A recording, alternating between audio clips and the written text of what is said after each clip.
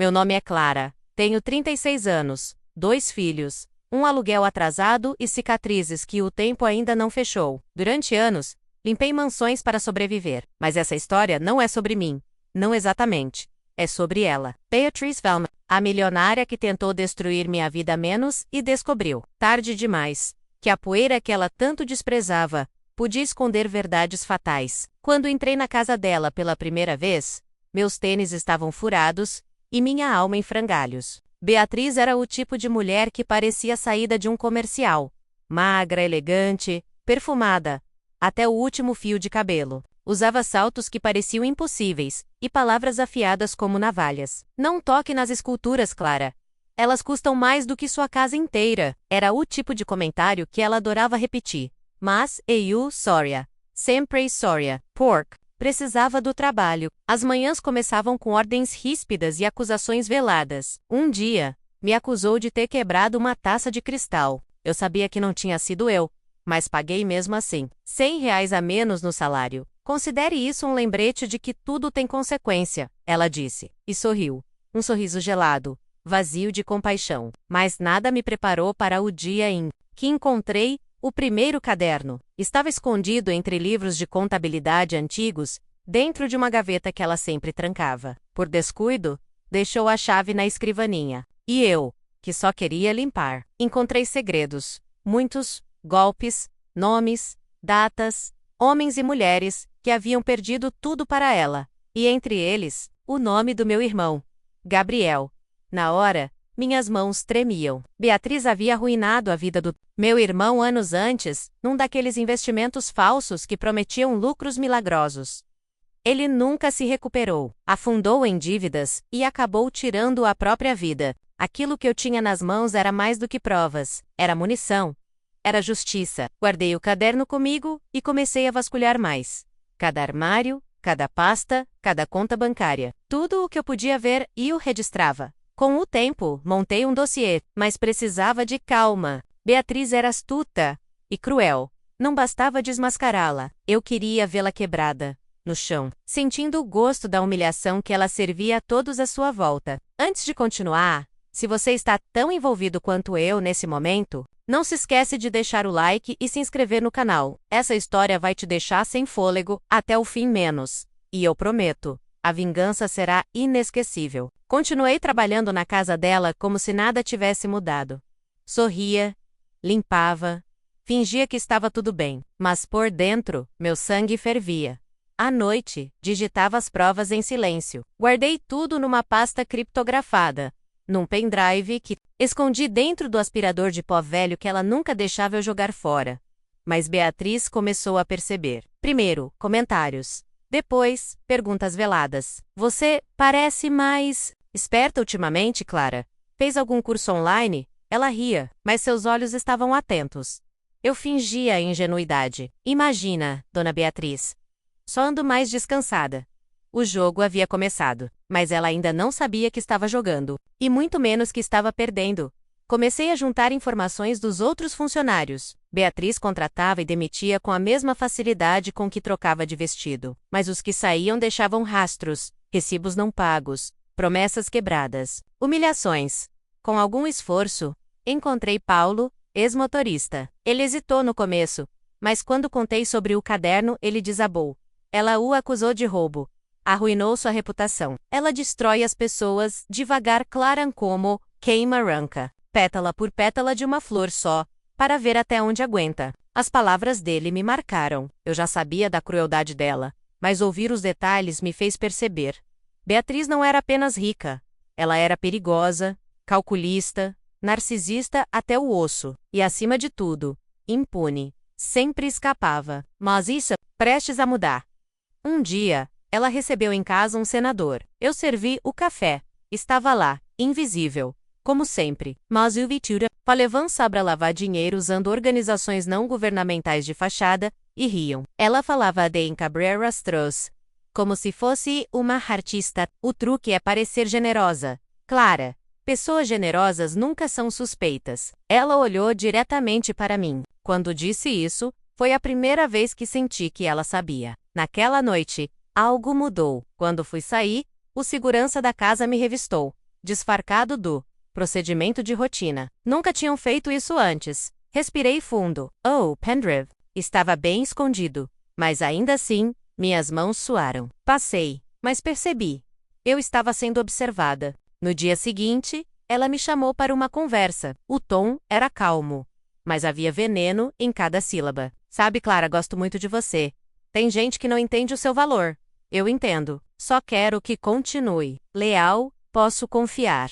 Em você, não posso? Sorri, menti. Claro que pode. Eu sabia que a próxima jogada tinha que ser minha. E tinha que ser certeira. Comecei a distribuir cópias do dossiê em lugares estratégicos. Uma com Paulo, outra com uma advogada que atendia casos pro bono. Mais uma escondida na minha casa, costurada no forro da mochila escolar da minha filha. Se algo acontecesse comigo, alguém descobriria a verdade. Durante as limpezas, continuei, mas comecei a notar coisas estranhas. Documentos sumindo, portas que eu sabia que havia trancado, destravadas. Um dia, minha escova de dentes estava molhada, mesmo eu não tendo usado.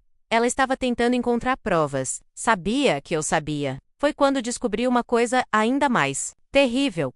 Entre os papéis que vasculhei, havia um recibo assinado com o nome do meu irmão, datado de meses depois da morte dele. Ela estava usando o nome dele em fraudes, mesmo depois que ele se foi. Aquilo queimei na alma. Ali, eu soube. Ela não podia apenas ser exposta. Ela precisava ser destruída. A raiva virou força, e o medo virou plano. Liguei para um contato antigo da imprensa que eu conhecia dos tempos em que trabalhei numa rádio comunitária. Antes da vida desabar, falei pouco, só o suficiente. Tenho uma história e provas, mas preciso que esteja pronto para um escândalo dos grandes. E no fundo, bem no fundo, eu sabia.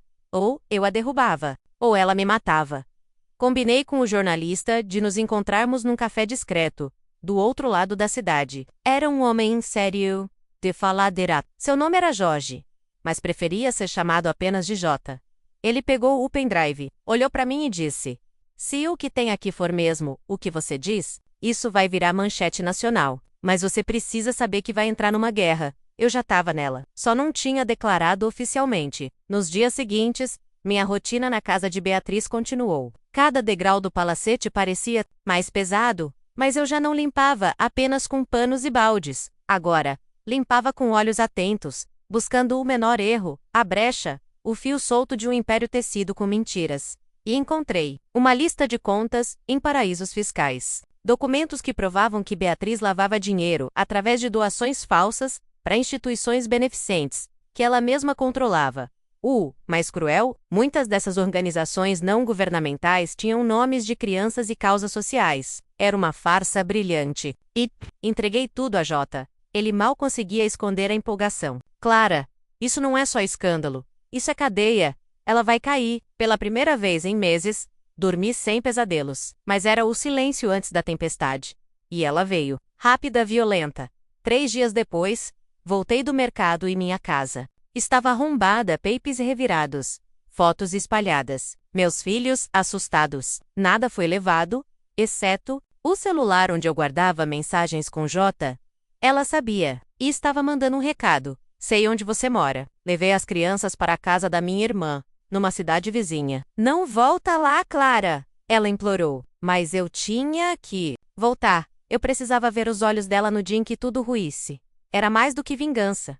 Era justiça. No dia seguinte, a reportagem foi ao ar. Manchete em todos os portais. Milionária Beatriz Valmont, investigada por fraude, lavagem de dinheiro e uso indevido de organizações não governamentais. A foto dela, congelada num sorriso falso, estampava os sites como um retrato de decadência iminente. Cheguei à casa dela mais cedo naquele dia. Ela me recebeu em silêncio. Os olhos fundos, a boca trêmula. Você fez isso? Apenas sorry. O mesmo sorriso que ela sempre deu quando arrancava algo de mim. Ela sentiu, e soube. Você não entende, Clara. Isso é maior do que você imagina. Eu sou protegida. Tenho contatos. Você acha que vai sair disso ilesa? A voz dela tremia entre ódio e medo. Você me subestimou, dona Beatriz. Respondi. Achou que eu era só mais uma faxineira. Mas ela ainda tinha cartas na manga. E Yuma estava prestes a virar o jogo. No dia seguinte à reportagem, recebi uma intimação. Estava sendo acusada de furto, difamação e invasão de privacidade. A advogada de Beatriz era rápida, cruel e disposta a me destruir. A mesma mulher que me explorava agora me pintava como uma criminosa. E por mais absurda que fosse a acusação, o mundo dela ainda era poderoso o bastante para fazê-la parecer verdade. Meu nome apareceu em blogs duvidosos. Empregada vingativa. Destrói carreira de empresária filantrópica. Comentários surgiram com ódio, mais uma querendo se dar bem às custas dos outros. O veneno o espalhava, e eu sentia a pele arder. Era como se tudo tivesse voltado contra mim. J. tentou ajudar. Publicou outra matéria mostrando os documentos, mas a justiça era lenta menos, e os advogados dela eram rápidos como serpentes. Eles vão tentar te pintar como desequilibrada, ele disse. Mas se você aguentar firme, a verdade vence. Só que a verdade, por enquanto, estava enterrada sob camadas de mentira com salto alto e perfume caro. A audiência foi marcada. Um juiz frio e impaciente. Beatriz chegou cercada de flashes, sorrindo como se fosse a vítima. E eu, com minha roupa simples e mãos suadas, me senti engolida por um mundo que nunca foi meu. Mas eu não ia recuar. Não podia. No tribunal, ela chorou. Disse que confiava em mim. Try. Que falsifiquei documentos. Que roubei informações íntimas. Que destruí sua reputação. O teatro foi digno de prêmio. Mas eu tinha provas. J entregou os documentos originais. A perícia confirmou a autenticidade. Um suspiro percorreu a sala. Pela primeira vez, ela tremeu. Mesmo assim, o juiz decidiu por uma investigação mais profunda antes de qualquer decisão. Saí de lá com o coração na garganta. Não fui presa, mas não fui inocentada. Era como estar no fio de uma navalha, e ela sabia disso. Beatriz saiu do tribunal e me lançou um olhar que dizia tudo. Ainda não terminei com você. Comecei a receber mensagens anônimas, ameaças. Volta pro seu lugar. Cala a boca enquanto ainda dá tempo. Uma noite, alguém quebrou os vidros do carro da minha irmã. O aviso estava claro, mas ela me olhou nos olhos e disse: termina o que começou. Por você. Por Gabriel.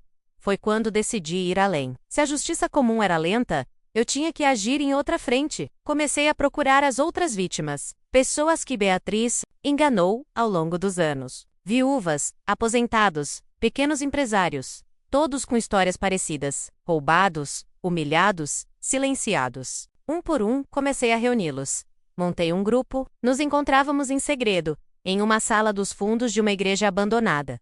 Trocávamos provas, depoimentos, esperanças. Eles achavam que estavam sozinhos, mas agora tínhamos um ao outro. E tínhamos um plano, porque quando uma mulher rica tenta calar uma voz, ela não espera que dezenas se levantem uníssono. Gostou até aqui? Então aproveita para fortalecer. Deixa o like, comenta o que achou e se inscreve no canal menos ainda.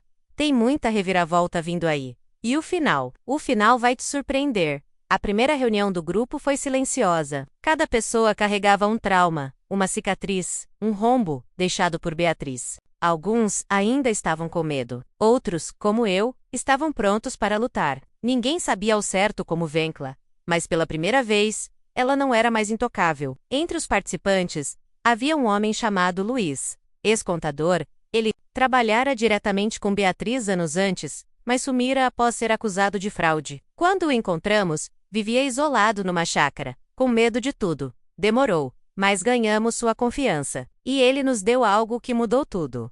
Backups, documentos, contratos, transferências, toda a arquitetura do império de mentiras que ela construiu. Analisamos tudo, linha por linha. Ali estavam nomes de políticos, empresários, médicos, juízes. Beatriz não era apenas rica, menos ela. Era uma teia de aranha com conexões perigosas. Por isso era intocável por tanto tempo. Mas agora, essa teia começava a se romper. Um dos membros do grupo, Marina, tinha contatos em uma promotoria federal. Ela levou os documentos para lá, sem revelar nossos nomes. Em menos de uma semana, abriram um inquérito formal. Desta vez, não era só um escândalo de jornal, era uma investigação de verdade. E Beatriz sentiu. Ela sumiu por alguns dias. Boatos diziam que havia viajado para a Europa. Outros, que estava internada por esgotamento emocional. Mas eu sabia o que era. Medo. Medo de tudo o que começava a cair. Quando voltou, estava diferente. Não tão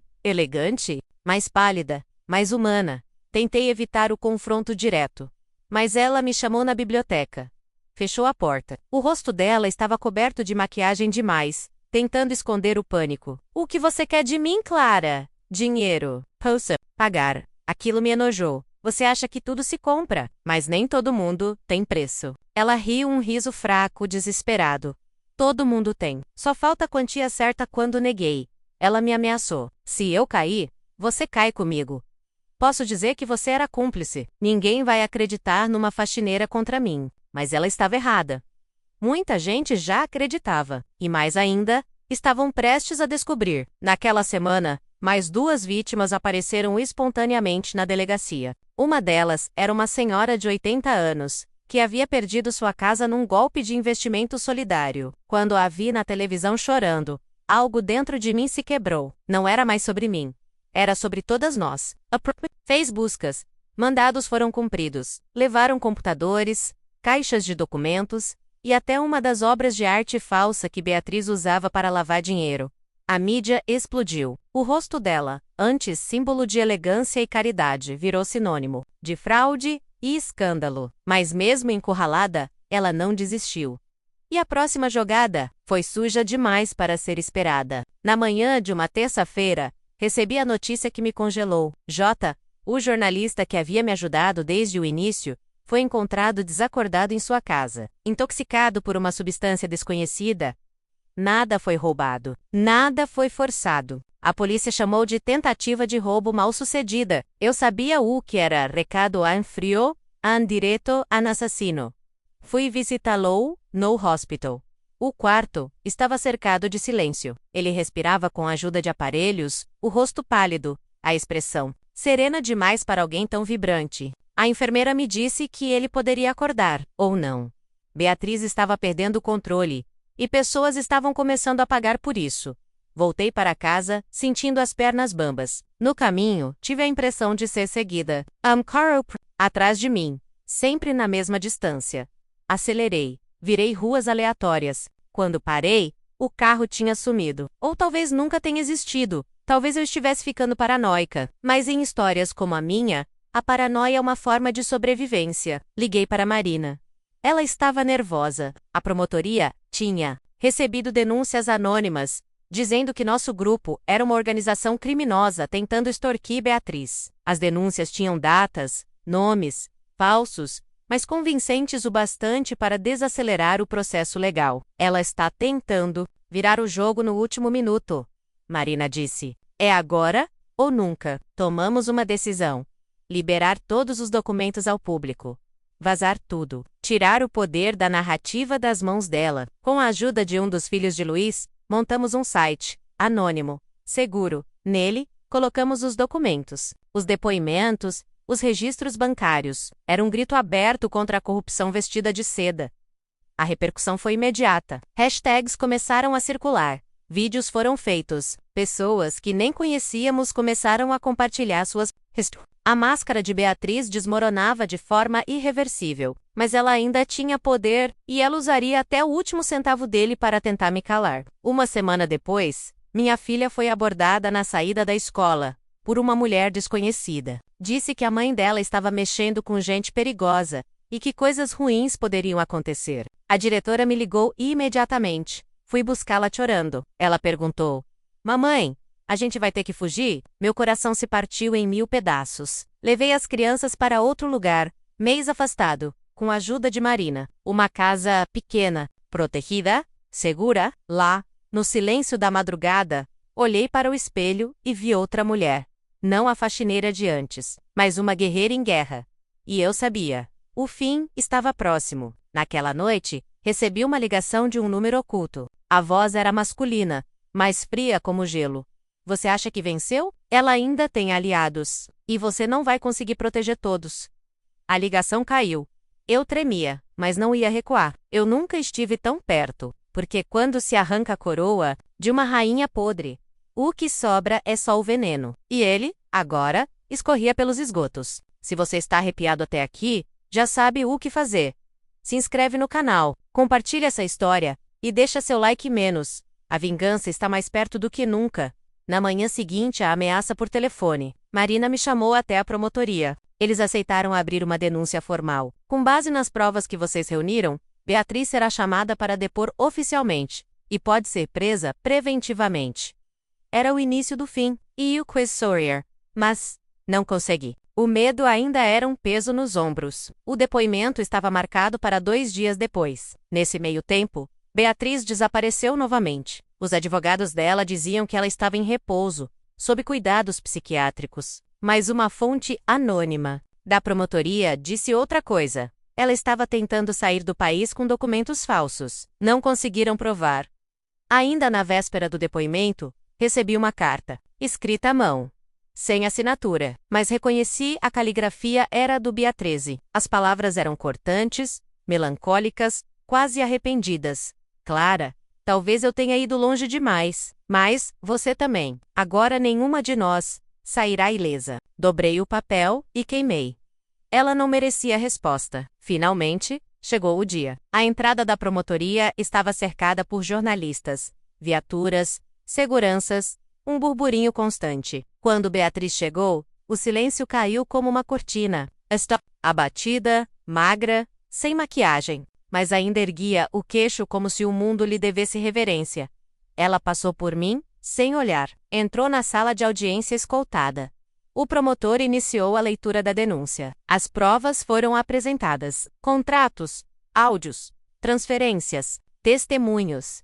Ela não disse uma palavra durante horas. Apenas respirava fundo, mordendo os lábios. Pela primeira vez, vi nela a mesma impotência que ela tantas vezes me causou. Quando o promotor perguntou se ela queria se manifestar, Beatriz se levantou, respirou fundo e disse: "Não admito as acusações. Isso é uma armação. Estão tentando destruir minha reputação." O promotor apenas assentiu.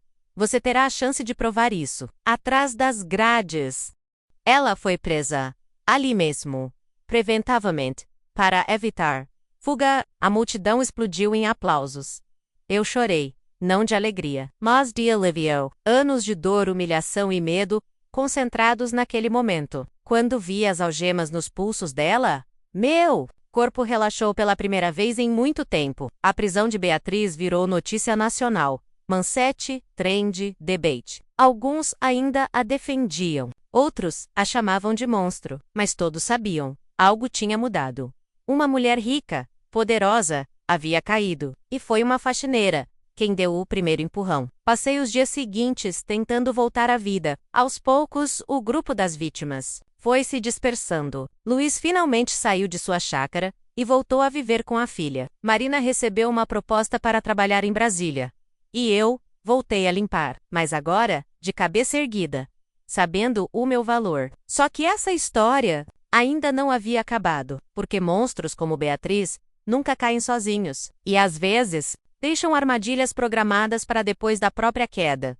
3 dias após a prisão de Beatriz, recebi um envelope em casa, sem remetente. Dentro, havia apenas uma foto minha, tirada à distância do lado de fora da escola dos meus filhos. Na parte de trás, uma frase escrita em tinta vermelha. Ela caiu, mas nós não. Senti o estômago revirar. Beatriz não trabalhava sozinha. E seus aliados ainda estavam soltos. Liguei imediatamente para Marina. Ela me tranquilizou, mas o tom dela estava diferente. A prisão dela foi só a primeira peça. Clara, os outros são piores. Estou mais ocultos, mais bem protegidos. E agora, estão com medo. Isso te torna alvo. A paz que eu esperava. Não vem. Dias depois, um dos ex-funcionários de Beatriz, um homem que havia começado a colaborar com a promotoria, desapareceu. Seu carro foi encontrado incendiado numa estrada de terra. O corpo nunca apareceu. A polícia não afirmou nada oficialmente, mas, sabia, era um silenciamento. O grupo que criamos voltou a se reunir, agora por mensagens criptografadas. Ninguém confiava em ninguém. Eu me sentia num filme de espionagem menos, mas tudo era real. Luiz nos avisou.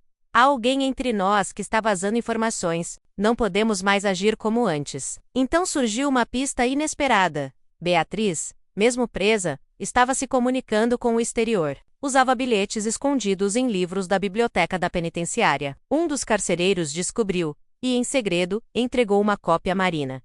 A carta era clara. Ela estava tramando algo. Façam ela pagar. Aqui começou tudo. Essa era a instrução. E essa Beatriz ainda me queria destruída. Não bastava estar presa. Ela queria que eu sentisse medo todos os dias. E seus aliados, os que ainda estavam soltos, estavam seguindo o plano. Uma noite, minha casa foi invadida. Por sorte, eu e meus filhos estávamos fora. Levaram documentos, fotos, mas deixaram tudo o que era de valor material. Só levaram o que poderia me comprometer ou me fragilizar. O aviso estava dado. Não pense que acabou. Comecei a andar armada, coisa que jurei nunca fazer, mas cada passo na rua parecia vigiado. Cada vizinho era suspeito. Meu nome ainda estava limpo, mas minha alma estava cheia de poeira. A justiça tinha vencido uma batalha, mas a guerra agora. Foi então que descobri algo que mudou tudo. Beatriz não era a mente original dos golpes. Ela era a executora, mas quem arquitetava tudo era alguém acima dela, um nome que ela jamais revelou menos nem sob pressão. Mas dos bilhetes interceptados, havia uma assinatura codificada. Rua, e ali, minha missão mudou. A vingança dela contra mim. Agora, era também minha vingança contra a Rua quem quer que fosse.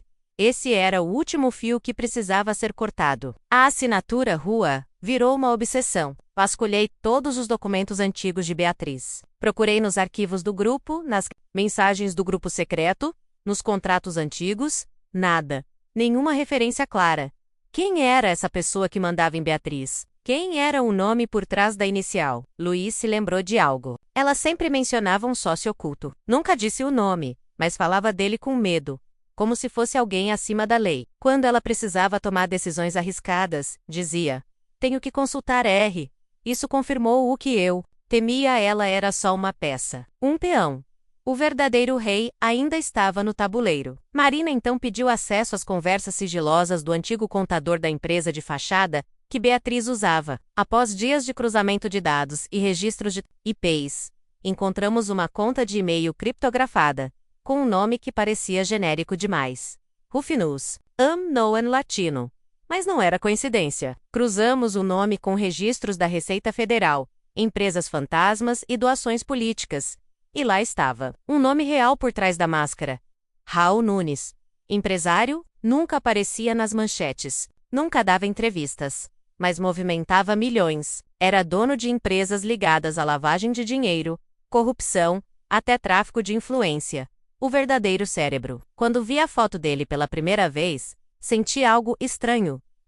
Ou com rixa. Ele havia visitado a mansão algumas vezes quando eu trabalhava lá. Sempre discreto, com roupa simples, olhando para mim como se fosse invisível. Ele sabia quem eu era, e eu nunca soube quem ele realmente era. Marina levou tudo à promotoria, mas dessa vez, a reação foi diferente. Silêncio, cautela. Um dos promotores disse: "Esse nome é perigoso demais. Já fizemos muito com Beatriz. Raul é outra escala." Foi a primeira vez que senti que a própria justiça estava com medo. Sabíamos que não poderíamos contar com o sistema.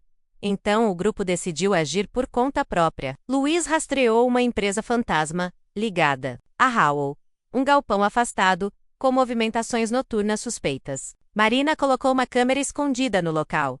O que filmamos foi suficiente para entender que estávamos lidando com algo maior. Caixas entrando e saindo, sem nota fiscal, reuniões em horários incomuns, pessoas armadas. Uma rede de crime, disfarçada de importadora. Mas sabíamos que se invadíssemos aquilo de forma direta, alguém acabaria morto. Era preciso uma jogada inteligente e desesperada. Enquanto isso, Beatriz, mesmo na prisão, tentava negociar uma delação premiada. Só que ela impunha uma condição: imunidade para Raul. Estava tentando protegê-lo. Ou talvez, temia que ele a fizesse desaparecer, até dentro de uma cela. Mas a promotoria recusou. E foi aí que Beatriz explodiu. Na semana seguinte, ela tentou se matar. Cortes profundos nos pulsos, encontrados a tempo. Mas o bilhete que deixou dizia: "Eu tentei avisar." Ele não perdoa. Ela não estava só em desespero. Ela estava apavorada. E isso significava uma coisa: Raul não era apenas um criminoso. Ele era um monstro. Se essa história tá te prendendo, você sabe o que fazer. Deixa o like, compartilha e se inscreve no canal, porque o último ato já começou, e o fim vai ser de tirar o fôlego. Após a tentativa de suicídio de Beatriz, o sistema penitenciário reforçou sua segurança. Mas dentro da cela, ela deixou de falar.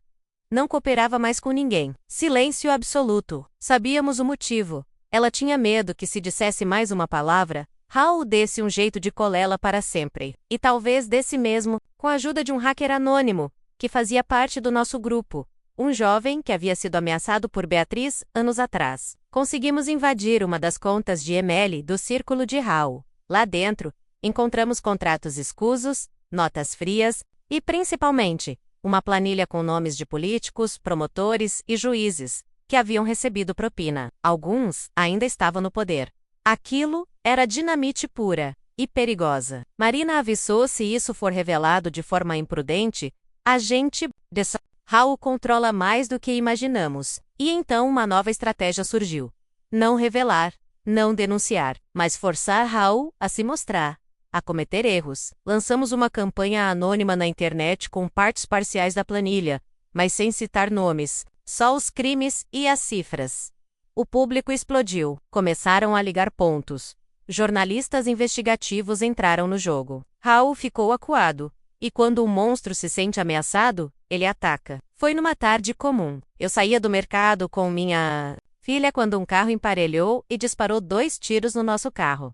O vidro estilhaçou. Por milagre, ninguém foi atingido. A polícia, claro, tratou como tentativa de assalto. Mas, e eu sabia? Era Hal dizendo: eu posso te alcançar onde... Volca quase. Fui para um local ainda mais isolado. Marina pediu proteção federal. Mas o pedido foi negado por falta de evidências diretas. É claro, menos a lista de subornos. Explicava por quê. Então tomamos a decisão mais ousada de todas: entregar a planilha inteira para uma jornalista independente, de um canal pequeno, mas sem medo. Em menos de 24 horas, o conteúdo explodiu em todas as redes. Os nomes estavam lá, detalhados, datas, valores, e-mails, fotos, vídeos. O País Peru. O nome de Hal estava no topo. Mas diferente de Beatriz, ele não correu. Ele convocou uma coletiva de imprensa. Apareceu sorridente, elegante, negando tudo com a calma de quem já fez isso dezenas de vezes. Disse que era alvo de difamação por grupos radicais, que nunca teve contato com Beatriz além de eventos sociais. Mas nos bastidores, sabíamos, ele estava tentando comprar tempo. Tempo para nos encontrar. Luiz, Marina e eu nos dividimos. Apagamos rastros. Queimamos arquivos. Mandamos as crianças para fora do país, com parentes. Sabíamos que o próximo ataque seria o último. Não era mais sobre provas, era sobre sobrevivência. E eu decidi que não ia mais fugir. Porque Hal não era só um criminoso. Era um símbolo. E como todo símbolo, ele precisava cair em público, com o maior estrondo possible. Na noite seguinte à coletiva de Hal, recebi uma mensagem anônima. Você acha que sabe tudo, Clara? Está errada. Era uma foto minha, tirada dentro da casa isolada onde eu estava. Alguém havia invadido o local. Eu estava cercada. Mas ainda não sabia por quem. Luiz me ligou em pânico. Clara, eles sequestraram Marina. A promotora desaparecera. A última vez que foi vista, estava saindo do trabalho, e ninguém a viu chegar em casa. O grupo estava desmoronando. O inimigo não apenas atacava, mas destruía nossos aliados. Decidi agir sozinha. Peguei tudo que tinha e fui direto ao galpão que Luiz tinha identificado como ponto de movimentação. Na calada da noite, entre sombras e silêncios cortantes, consegui entrar. Lá, vi a pior face de Hal. Homens armados, documentos falsos, listas negras. E Marina, algemada, machucada. Ela me olhou com olhos desesperados. Mas houve um lampejo de esperança. Você veio, sussurrou. Não perdi tempo. Peguei as algemas que encontrei e tentei abrir as dela. Foi então que escutei passos. Alertas. Decididos. Os homens vinham para nós. Corremos por um corredor estreito. O barulho atrás de nós aumentava. Eu sentia o coração disparar, as mãos suando frio, até que encontrei uma saída para o quintal. Pulemos o muro, sangrando arranhões. E com um medo na pele consegui. No refúgio, Marina contou tudo. Hal havia planejado algo maior. Queria usar a influência de Beatriz para abrir um canal de lavagem de dinheiro internacional, usando contratos falsos em vários países. Se desse certo, seria impune para sempre. Mas o que mais me chocou foi... Alguém do nosso grupo estava passando informações para Hal. Um dos nomes mais confiáveis. Alguém que eu nunca imaginei. A ficha caiu. quando um arquivo foi encontrado em posse dos capangas de Raul, com fotos nossas, listas de horários e planos. A sensação de desolação me dominou. Aquele inimigo dentro era mais perigoso do que Raul. Era um golpe mortal de dentro para fora. Precisávamos descobrir quem era. E rápido. A confiança virou arma contra nós. Passamos dias vasculhando conversas, mensagens, registros, até que um padrão apareceu.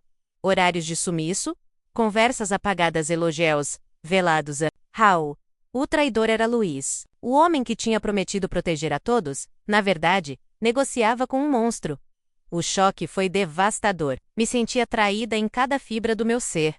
Luiz não era só um traidor, era o elo que mantinha Raul um passo à frente. Agora, a única chance era virar o jogo contra ele. A vingança antes direcionada a Beatriz e Raul, agora tinha um novo alvo. Enfrentar Luiz foi como encarar um espelho quebrado. Refletia todas as nossas esperanças destruídas. Marquei um encontro em um lugar público. Um café movimentado. Ele chegou com um sorriso frio, fingindo não saber do que eu falava. Mas eu tinha provas, gravações, mensagens, testemunhas. Confrontei-o sem rodeios. Por que, Luiz? Por que trair a gente, a Marina, a mim? Por dinheiro, medo? Elle apenas riu, sem remorso. Você não entende. Eu protegia vocês para proteger a mim mesmo. Raul tem mais poder do que imagina. E eu precisava garantir minha sobrevivência. A conversa virou uma batalha. Ele tentou me manipular, ameaçar, até implorar. Mas minha raiva e decepção eram mais fortes. Saí dali com uma decisão clara. Usaria a traição dele contra Raul. E contra ele também. Não havia mais espaço para misericórdia. Com Marina recuperada, elaboramos um plano minucioso. Vazamos uma informação falsa. Luiz seria o único delator capaz de derrubar Raul. A notícia foi plantada em um grupo fechado, que os capangas de Raul monitoravam. Era a isca perfeita. Em poucos dias, Luiz recebeu a ordem de Raul para eliminá-la menos, ou seja, a mim e Marina. Achando que estávamos vulneráveis, ele se aproximaria, acreditando que nos tinha na mão. Mas éramos nós que comandávamos o jogo agora. O dia do encontro chegou. Luiz apareceu, como esperado, acompanhado por 2 capangas. Estava confiante, arrogante. Eu os enfrentei com a calma que só a certeza da vingança traz. Marina, escondida atrás de uma parede, gravava tudo ao vivo. Quando os capangas avançaram, a polícia entrou. Era uma operação que armamos com promotores e policiais honestos, finalmente livres da influência de Raul. Luiz e seus cúmplices foram presos em flagrante. A máscara caiu de vez. No interrogatório, Luiz desmoronou. Entregou todos os esquemas, revelou os passos que Raul ainda tentaria dar. E pela primeira vez, ouvi a verdadeira voz de Raul, menos amedrontada, nervosa, impotente. A teia finalmente se desfez. Beatriz, em seu silêncio, não teve escolha a não ser aceitar um acordo. Colaborar para reduzir a pena. Ela sabia que a verdadeira justiça estava chegando, não só por mim, mas por todas as vítimas que haviam sofrido nas sombras daquele império. E eu não virei heroína, nem vítima. Virei alguém que decidiu lutar até o fim. Que a vingança não é só retribuição, é o poder de reescrever a própria história. Beatriz tentou me destruir. Raul tentou me silenciar. Luiz tentou me trair. Mas no fim, fui eu quem ganhou o último capítulo. E aí, gostou do desfecho? Se curtiu, não esquece de deixar o like, se inscrever no canal e ativar o sininho para não perder nenhuma história intensa como essa.